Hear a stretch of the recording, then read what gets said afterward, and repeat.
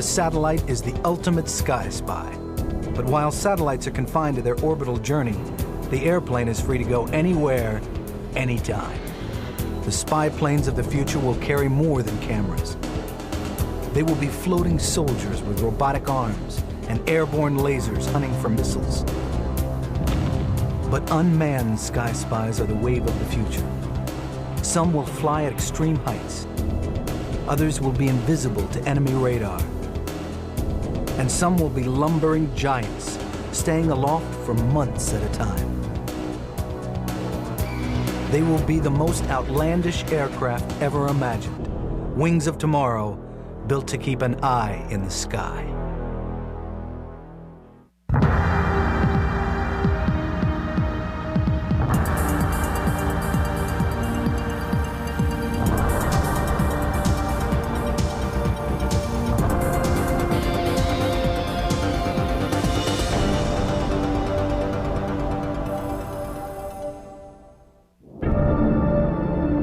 It is a monument to days gone by. It served for almost half a century, and its pilots were characters in the Cold War's darkest chapter. From the downing of Gary Powers to the Cuban Missile Crisis, one aircraft always comes to mind. It's the world's most notorious spy plane, the U-2. But for the U.S. Air Force, the job of aerial reconnaissance is about to change. Military planners wanted something to fly over 24 hours in a single mission. A plane to look deep into enemy territory without risking lives. What they got is a plane without a pilot.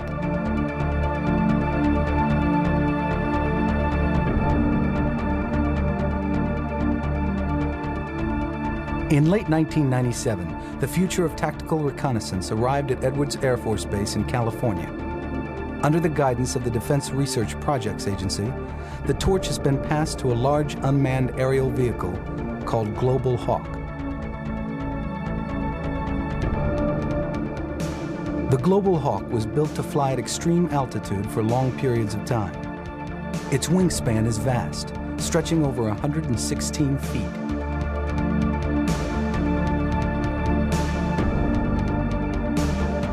Adding to Global Hawk's outlandish appearance is the V-shaped tail. The tail extends up from beneath the engine, 44 feet from the nose of the aircraft.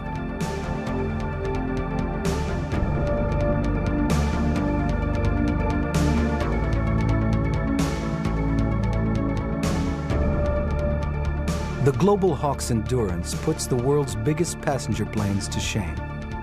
It will fly 5,000 miles, patrol the skies for over 24 hours, and then make a 6-hour journey to a friendly airbase, all under the power of one Allison turbofan engine.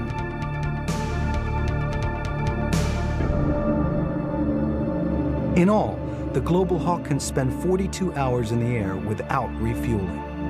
The closer it is to the front line, the longer it can spend getting pictures of the battlefield.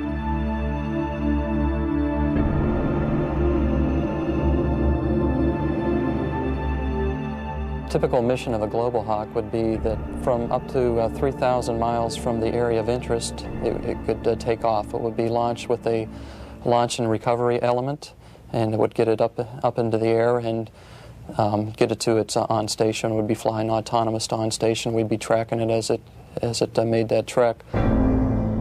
In just 24 hours, the Global Hawk's electronic sensors cover an area the size of Illinois.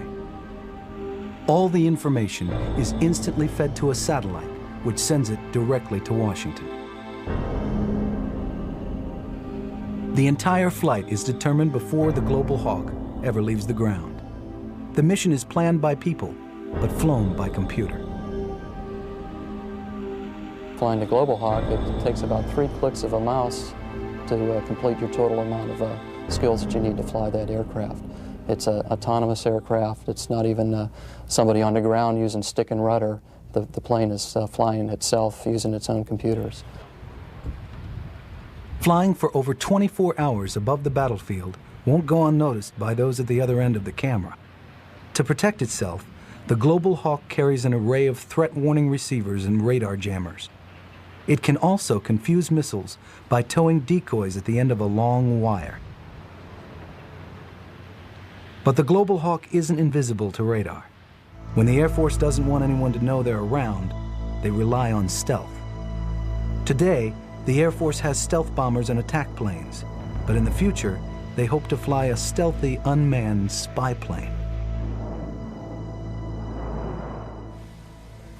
The Advanced Research Projects Agency has pooled some of the brightest minds in America to design an aircraft on the cutting edge of aerospace technology. It's called Darkstar, the world's first unmanned stealth plane.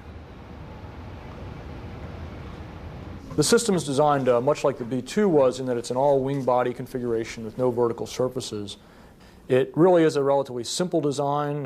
You can see it basically is a bunch of straight lines. All of that is for stealth reasons. It is basically all fuel other than the payloads and the structural weight. It weighs about 8,600 pounds. It flies for about 12 hours. And that endurance is predominantly driven by the kinds of missions we want to fly. The most dangerous missions of all. Flying over hostile territory, looking at targets defended by anti-aircraft guns and surface-to-air missiles in skies that are filled with enemy fighters. Until its retirement, these missions were flown by the Air Force's mighty SR-71 Blackbird. In its third decade of life, the Blackbird is still the world's reigning speed champion. Even so, its age has made it too expensive for operational spy flights. What used to do the Darkstar mission was the SR-71. It had the ability to basically overfly the majority of heavily defended targets through speed and altitude. We attacked it from the other direction. Rather than using speed and altitude, we used low observables technology, stealth technology. Like the Global Hawk, the Darkstar's flight is programmed ahead of time on a computer. Its first flight was over Rogers Dry Lake at Edwards Air Force Base. Igniters, takeoff roll, brake release. Darkstar 01 on a roll.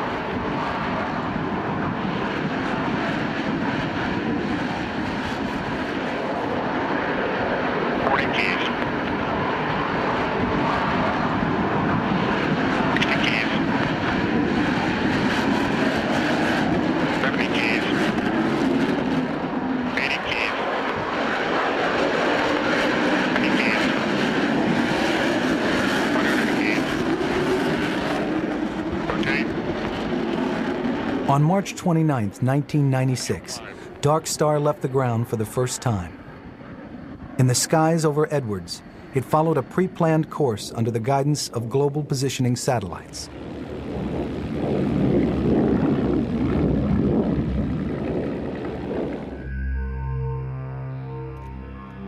At the heart of the Darkstar system is an electro-optical camera which takes highly detailed images of the ground. In April 1997, the camera was mounted on a transport plane and flown over San Francisco. A standard television set has 450 horizontal lines of video. The CA-236 camera has a pixel resolution equivalent to over 12,000 lines. These photographs were taken at an altitude of 25,000 feet, at a distance of 9 miles to the east of the targets. Yet the details of San Francisco are strikingly clear. Using satellites, the Darkstar could transmit the images anywhere in the world with just a 2-second delay.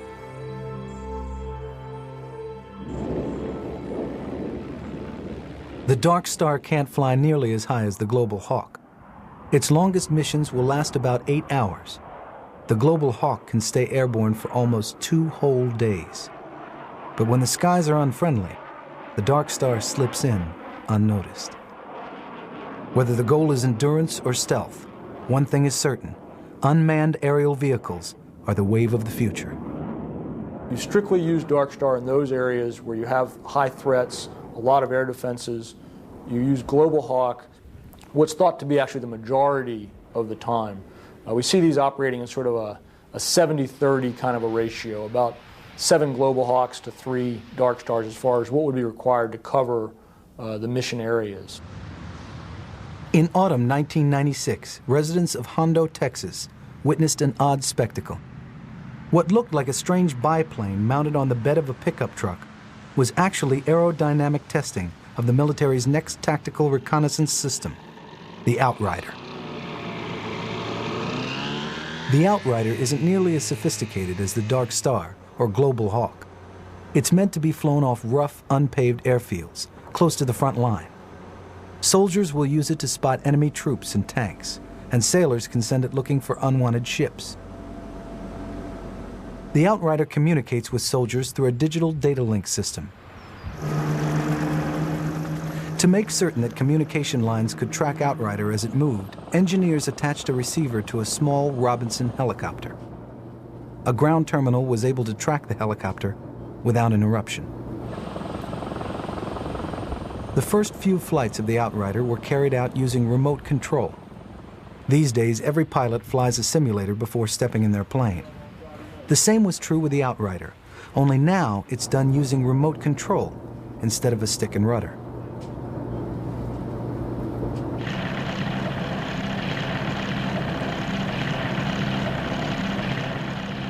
Then, on March 7th, 1997, Outrider pilots prepared for the real thing.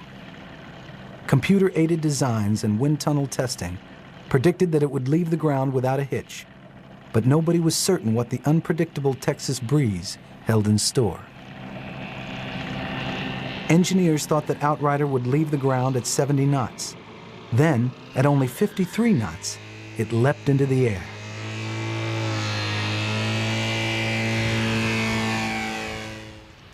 The key to the Outrider system is a camera pod that swivels on a 360-degree axis. It's not built to take pictures of entire regions, just the parts of the battlefield important to the soldiers. The Marines plan to launch it from assault ships to make sure no surprises await them at the beach.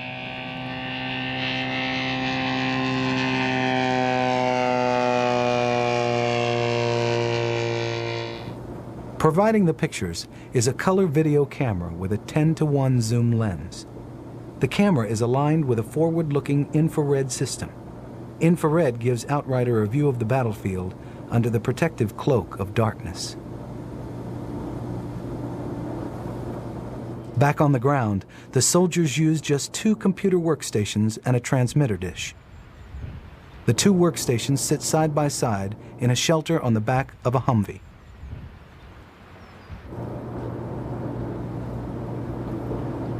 The main computer is an industrial-strength laptop. It weighs about 30 pounds, with a 62-bit processor and 32 megs of RAM. The laptop on the right shows a full-screen display from the Outrider's point of view. The computer tells the operator where Outrider is headed and what it's looking at. It automatically ties location and time to all of the pictures and stores it for later analysis. The system is also used to send information to the Outrider.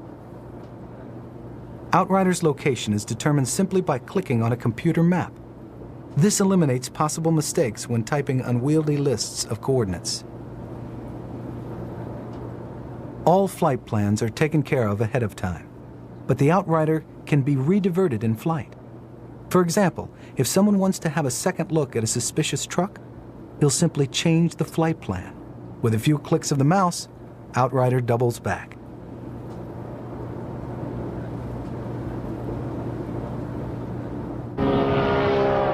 When the Outrider lands, control is handed from the computer to a pair of radio beacons transmitted from either side of the runway.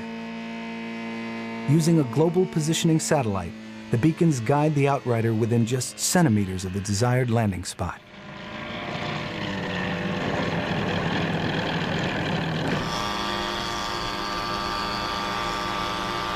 This donut-shaped hovercraft looks like it belongs in a 1950s science fiction movie. It's called the Cypher, a 6.5-foot UAV built to satisfy the military's need for a spy platform that takes off and lands vertically. Like other UAVs, the mission is watched closely on off-the-shelf computer screens at the base camp. The display is similar to the Outrider. On the right is a bird's-eye view shown in real time. On the left is the map of the flight plan. At any time during the flight, the operator can change Cypher's course, by clicking a new spot on the map. Today, the target is a missing person. Actually, he's a Sikorsky engineer who's been instructed to take a stroll through the Florida brush. When the Cypher isolates him with infrared tracking, his figure is highlighted and his distance is fed to operators at the camp. As he begins heading west, the Cypher follows from a safe distance, all the while keeping an eye on the moving target.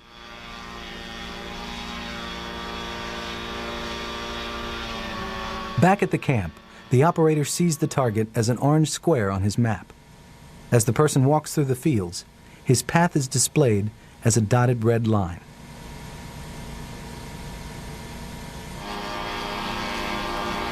The Cypher lands the same way it takes off, automatically.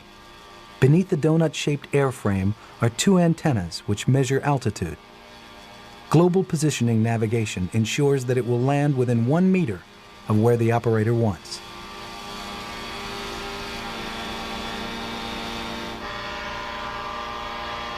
Recently, the U.S. Army has flown Cypher through an urban warfare training center at Fort Benning, Georgia. This collection of phony houses and buildings means Cypher will negotiate a labyrinth of alleys and streets. Nearby, Army personnel are shown how to program Cypher's mission. If there are any buildings of interest, the computer is told to check them out. For this flight, the beginning and end point are selected. The computer chooses the optimum flight path.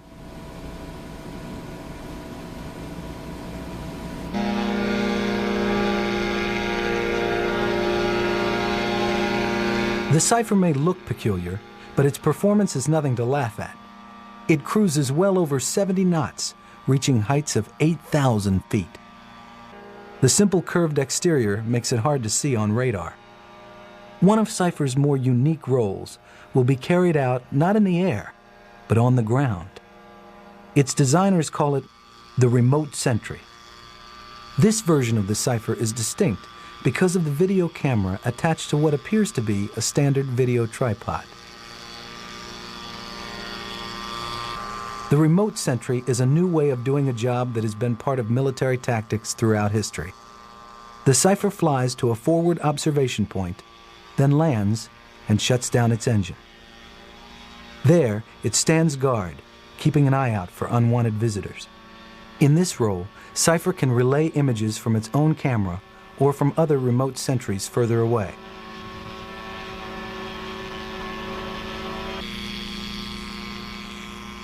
The military is exploring other roles for the Cypher. Using a robotic arm, it can deliver messages, food, or other less benign items. With ground-penetrating radar, the Cypher may eventually be used to help alleviate the scourge of landmines. Designers also see a role in the private sector. The Cypher could go inside a smokestack looking for damage, or inspect a hazardous waste site. It may work in conjunction with helicopters, searching areas devastated by natural disasters.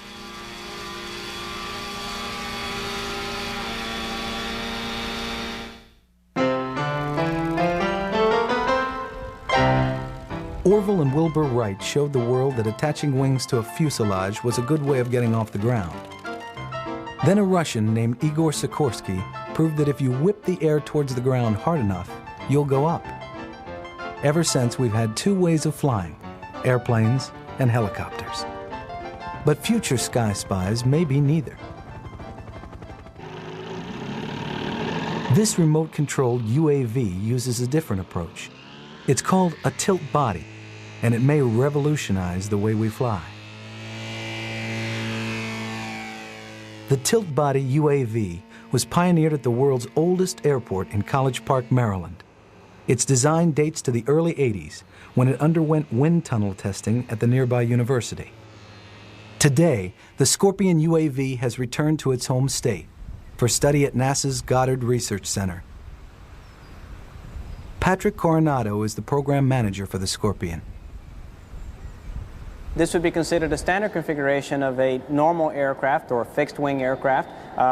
The fuselage is pointing in a direction of flight, and so are the wings. They're pointed straight away. But in this free-wing tilt-body aircraft, the fuselage can tilt up to a predefined angle, as you can see here.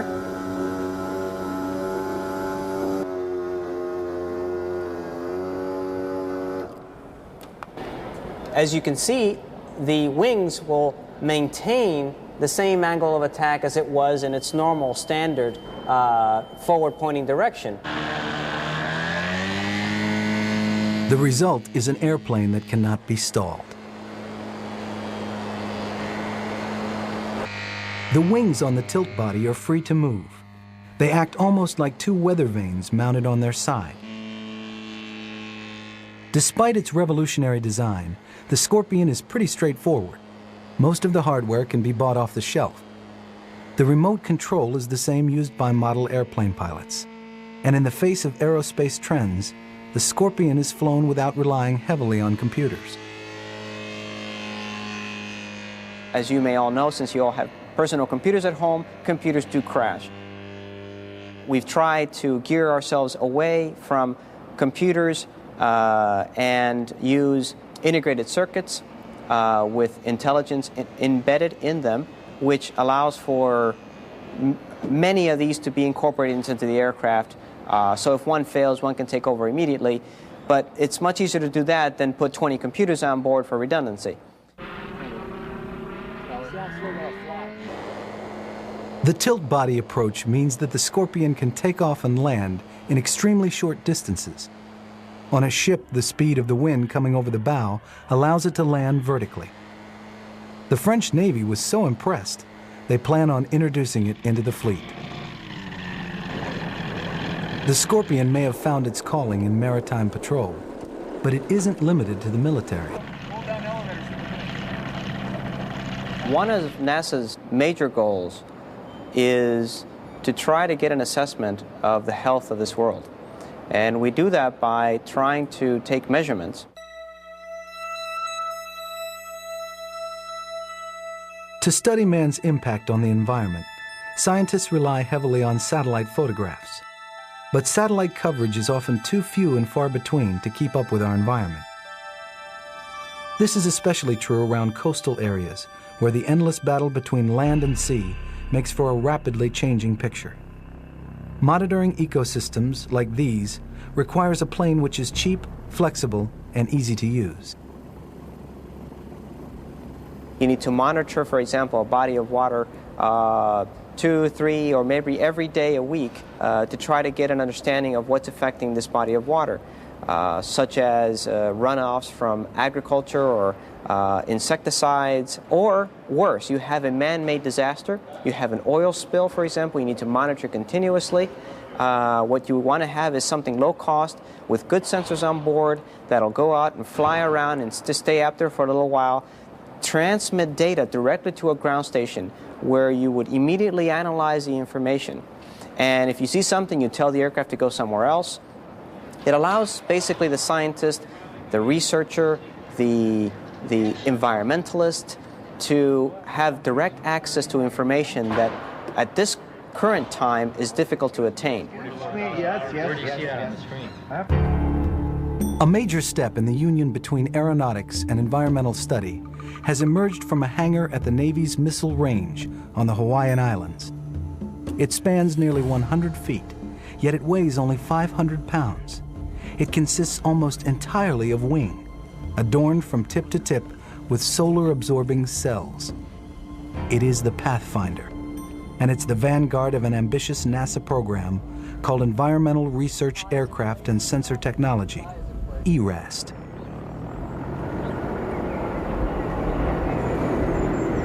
ERAST is unique, not because it uses aerial reconnaissance to monitor the environment, but because of the kind of airplanes NASA seeks to fly. Its goals are summed up in what many aviation enthusiasts might consider an unlikely creed: slower, higher, longer. When NASA says slow, they mean it. The proposed aircraft will maintain controlled flight at only 15 miles per hour.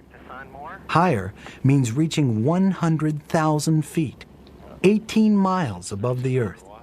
And longer means flying for months at a time.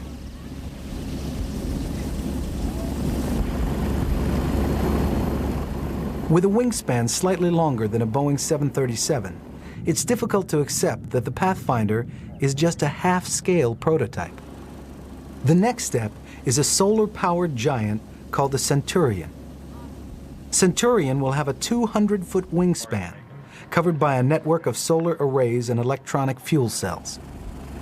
During the day, solar panels will power the plane and recharge the fuel cells. At night, the fuel cells will take over, letting the plane stay in the air for months. The Pathfinder arrived in Hawaii during the summer of 1997. The islands were chosen with one thing in mind: sun. Although the Pathfinder has no pilot, all of the scientists and engineers can go along for the ride, thanks to a wing-mounted camera sending video back to the island. The first flight took place in July 1997. In subsequent flights, it didn't take long for the solar-powered giant to go from Pathfinder to record breaker. The vehicle recently set a world record altitude for solar-powered airplanes of over 70,000 feet. And although the official record keepers don't keep track of things like this, it also flew higher than any propeller-driven airplane has ever flown before. It used the equivalent energy of approximately 5 hairdryers to get to that altitude. One of the areas which could benefit from this type of aircraft is agriculture. The ability to fly for hours on end makes it the ideal platform for doing a mundane yet vital task: watching crops. Whether you're looking behind enemy lines or monitoring vegetation, the unmanned reconnaissance mission is called remote sensing. Remote sensing can involve conventional aerial photographs or infrared images. But one of the best ways to analyze vegetation involves spectral imaging. In other words, measuring the color spectrum being reflected by the plant. If we're looking at a tree and using remote sensing, that tree may be giving us measurements telling us how bright it is in a particular wavelength, let's say the visible, which our eye can see. We take that information, that measurement, and in reality a voltage, if you will, coming from that tree, and turn it into an information packet that'll tell us that's a tree. In fact, it may tell us it's a conifer, and in fact it may tell us it's a Douglas fir. And so we use that information coming from the target, if you will, to infer a piece of information which we haven't been able to measure before. And in a lot of cases we could make that measurement from the ground on one tree, but if we want to look at, say, the entire western US or the entire island of Kauai, we really have to use remote sensing techniques to do that. One day, a plane like Pathfinder will keep an eye out for tropical storms, warn us about forest fires, and improve our farms. But first, aerospace inventors will strive to build an unmanned giant which will go slower, climb higher, and stay in the air longer than anything in the sky. These vehicles are really being designed to get the niche referred to as the dull, dirty, and dangerous.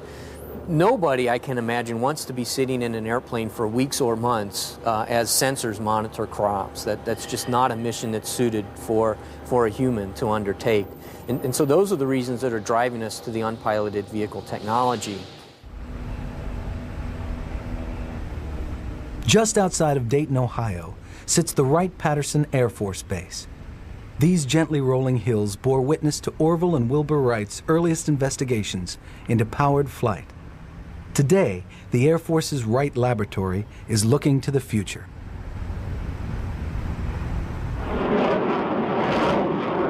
Controlling the sky is everything to the U.S. Air Force. Keeping combat pilots ahead of the game is the focus of intense research at the Wright Laboratory. One area of interest: improve the way pilots separate friend from foe. Part of the issues that the Air Force has right now is the fact that we can shoot further than we can see. If we can build sensors that will allow us to see things at long ranges, we can help keep the pilot out of harm's way. Sitting on a taxiway at Wright-Patterson is an old F-4 Phantom. Resting on a hillside a mile and a half away, stands a 13-story tower. From here, the entire base is within view. In a room on the top floor sits a labyrinth of mirrors, lenses, and prisms. Through them passes a 1-micron laser beam that scientists think may revolutionize the way pilots look at their surroundings. What this laser radar, or as we call it, a LiDAR system, does is it will provide us imagery that the pilot can then interpret to make the decision as what he's looking at. Now we're starting out by looking at what we call spatial information, essentially what is the shape of the object that we're looking at. The subject of today's experiment is the Phantom.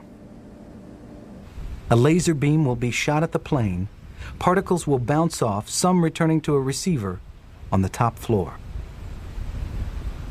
Rather than scan a laser beam across the object and acquire the information over a period of time, we want to flood illuminate the object with the beam and capture the image on a single pulse. Now these pulses are typically only a few nanoseconds or a few billionths of a second long.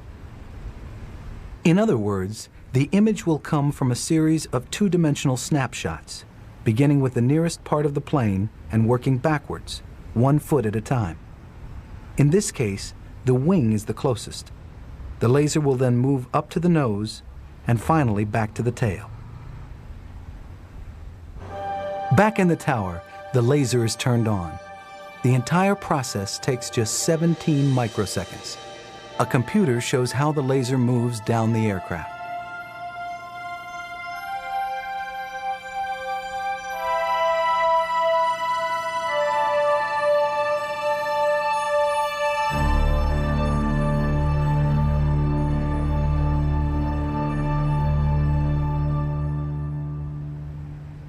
Afterwards, the computer collects each of the snapshots into one complete picture. The distinctive shape of the Phantom appears like a silhouette. Engineers plan on putting this laser radar into a container the size of a bread box. The laser package can be attached to aircraft of the future, helping pilots see in ways that conventional radar can't. But laser researchers see potentials far beyond what was demonstrated today. The laser radars are versatile enough that it allows us to go to other kinds of information. Perhaps we can measure the vibration of the target or even some of its color characteristics. And coupling all this information together will allow us to make the decision, what is it that we are looking at? The Air Force is also exploring laser technology for jobs that go far beyond looking at other planes. At the Phillips Laboratory near Albuquerque, New Mexico, the Air Force tests the lasers of tomorrow. Perhaps the most well-known is a massive laser telescope built to unveil the secrets of distant galaxies. But some high-energy lasers are being developed for a less discreet job.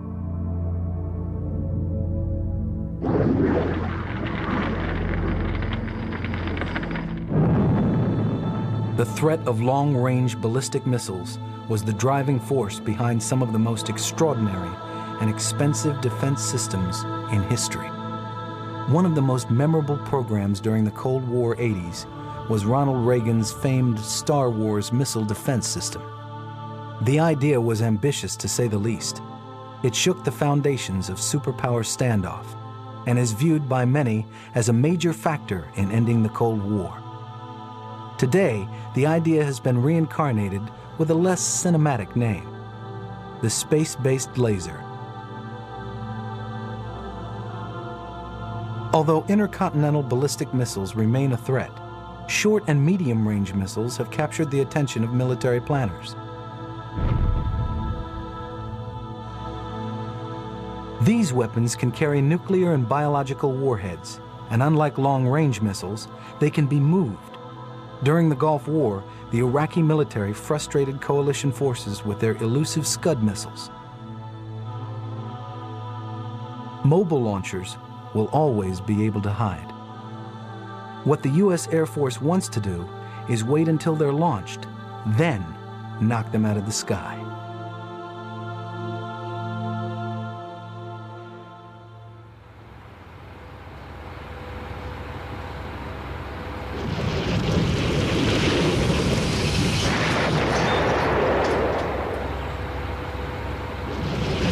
In the summer of 1995, engineers at TRW displayed the convincing power of their high-energy laser.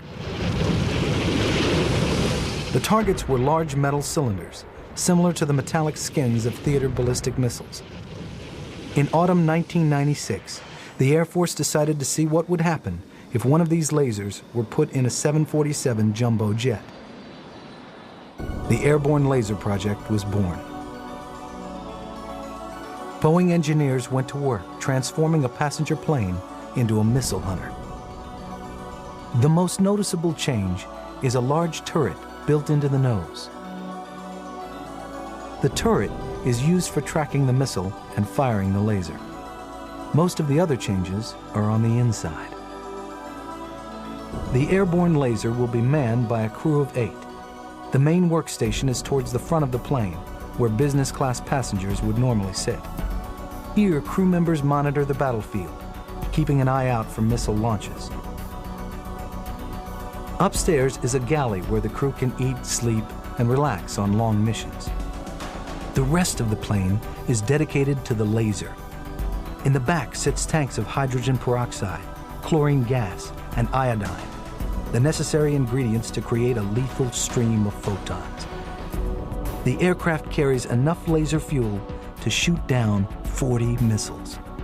The Air Force hopes to deploy the Airborne Laser anywhere in the world at the first sign of hostilities. It will get to the war zone within 24 hours.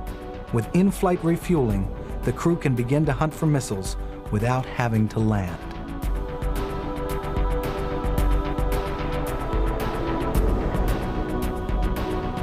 As soon as a missile is launched, the early warning radar alerts the crew. The goal is to destroy the missile while it's still in its vulnerable boost stage. As soon as it breaks the cloud cover, the ABL hones in on the missile with a low-energy laser. With the target still in its sights, the crew unleashes a high-energy laser to finish the job. A few seconds is all it takes to break the metal skin.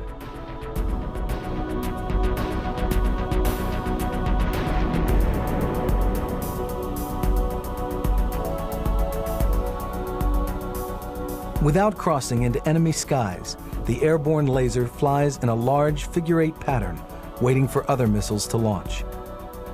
Each shot costs about $1,000 in expended fuel, much less than the ground-to-air missiles used in Desert Storm. The Airborne Laser is expected to handle multiple launches. The location of every launch is handed over to attack pilots to make sure it doesn't happen again.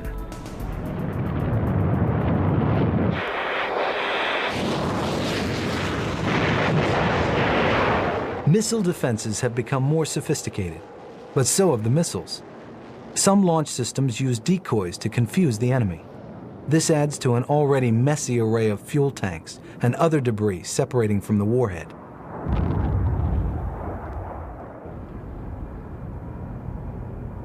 The job of isolating one warhead in a sky full of unknowns is an essential task, according to the DoD's Ballistic Missile Defense Organization. To explore this side of missile hunting, the military has launched the Airborne Surveillance Test Bed, or AST.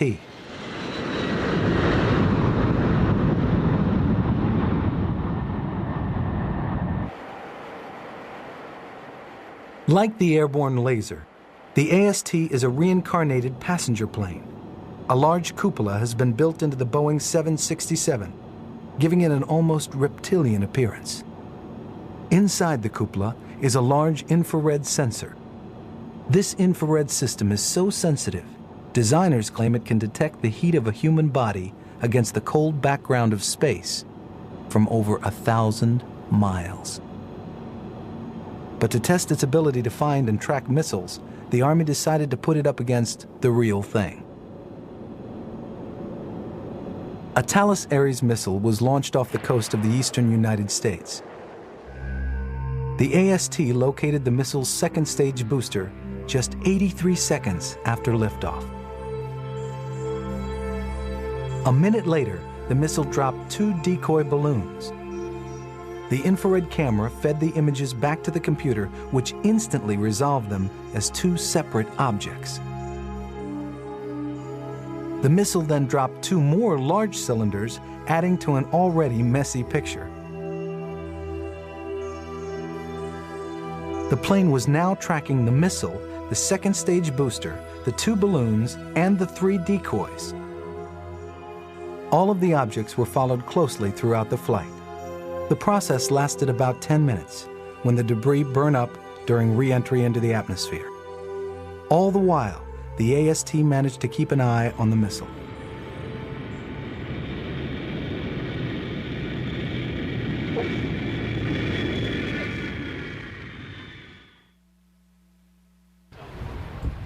One of the U.S. Air Force's future Sky Spies has already taken off. It's called the Joint Surveillance Target Attack Radar System, or JStars. JStars is a modification of one of the world's first jetliners, the Boeing 707. The obvious difference is a long canoe-shaped radar dome attached to the bottom of the fuselage. JStars first flew operationally during Desert Storm, yet it didn't officially enter service with the U.S. Air Force until the end of 1997. Its job is straightforward. Look at the ground and tell soldiers what the enemy is up to. Inside are 18 separate workstations. During wartime, the plane can accommodate up to 34 crewmen for missions lasting over 20 hours. To the layperson, JStars doesn't seem high-tech. But what makes it a spy system for the 21st century isn't looks, it's information. JStars is the centerpiece in a vast communication and reconnaissance network that links soldier to satellite. This link will be more important than ever as space becomes an integral part of the battlefield. Satellites already provide navigation, photography, and communication. Soon, satellites will even be used to help combat pilots hide from the enemy.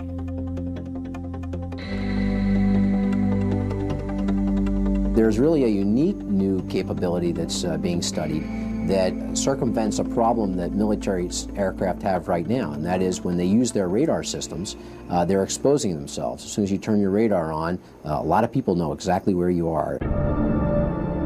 But if the radar comes from space, there's no need to worry. Radar satellites let the plane view the enemy without turning into a moving target. The radar signal kind of comes down from the satellite, bounces off the target, and then gets picked up by a radar receiver that's located perhaps in an unmanned aerial vehicle that's loitering in a pretty high threat kind of environment. So that really provides a unique capability wherein you can receive the radar information without giving away your location. During the Bosnian conflict, Air Force satellites came of age. Satellite photographs pinpointed artillery sites and other military positions. This intelligence cleared the way for the NATO airstrikes, which changed the course of the war. Satellites revealed the presence of mass grave sites, giving evidence of war crimes. They gave precise navigation during the rescue of Scott O'Grady, and even helped monitor the first free election in the history of the war-torn region.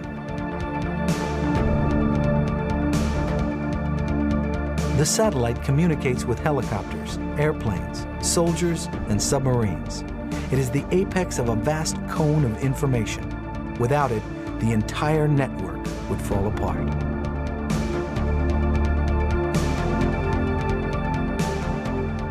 As the U.S. military becomes more and more dependent on satellite systems to defend the United States, those systems become very, very valuable, and we need a way to defend those systems. Right now, we don't have that, and that's a dangerous thing. 9, 8, 7, 6, 5, 4, 3, 2, 1. Cover! This little machine seems to defy gravity. Cover homing. This unusual display is a test bed for a strange new spacecraft built to hunt down enemy satellites. Here, designers are testing how well such a machine can be controlled with an array of small rocket engines. In theory, the spacecraft will lurk quietly in orbit, searching for anything that spies on American soil. Beyond this, most of the program is a secret, but from what we can tell, at least this test was successful. Cover tracking. Cover. Roll. Woo! All right. Whoa. Perfect. Right on. Hey! Woo! In the 21st century, virtual training will be more important than ever.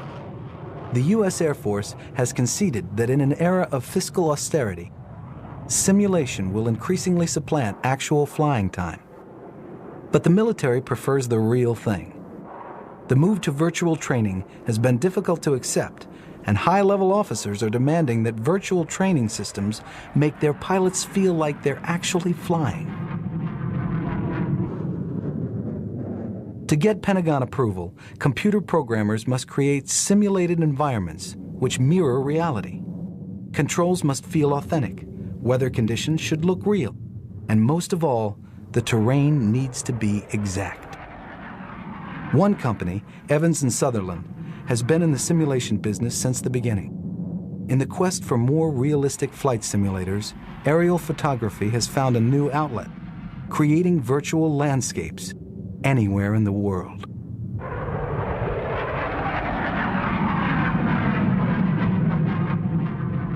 We're able to very quickly take photographs, scan them, correlate them, extract features from them, and use them in our flight simulation applications.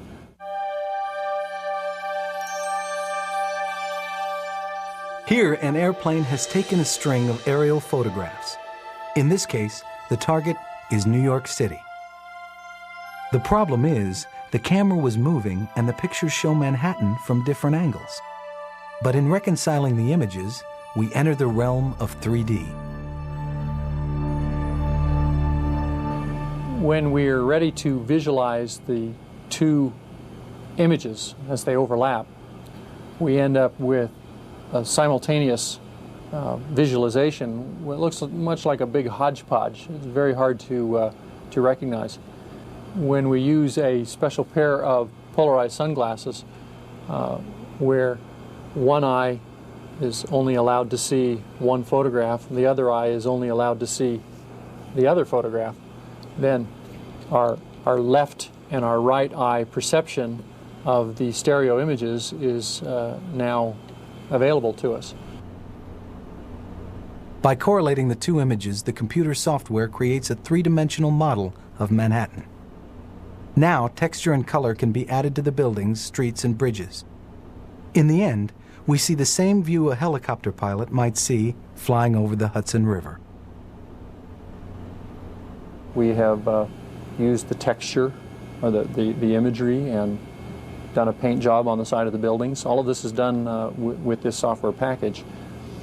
And this might be an entertainment application, or you might consider, instead of Manhattan Island, you might consider some other area of interest, like Baghdad. Or Salt Lake City.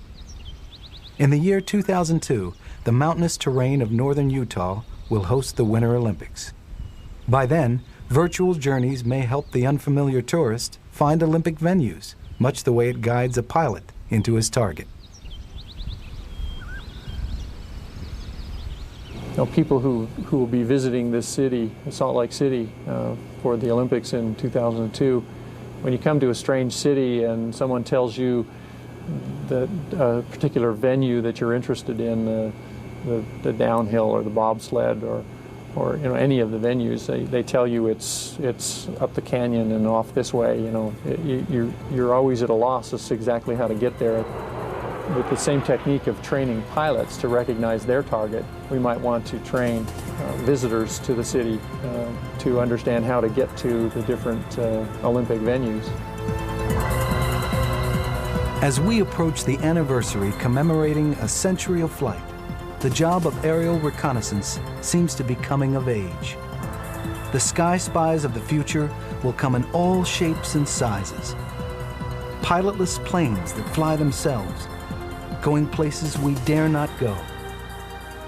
Technologies which change the way we fly and fight.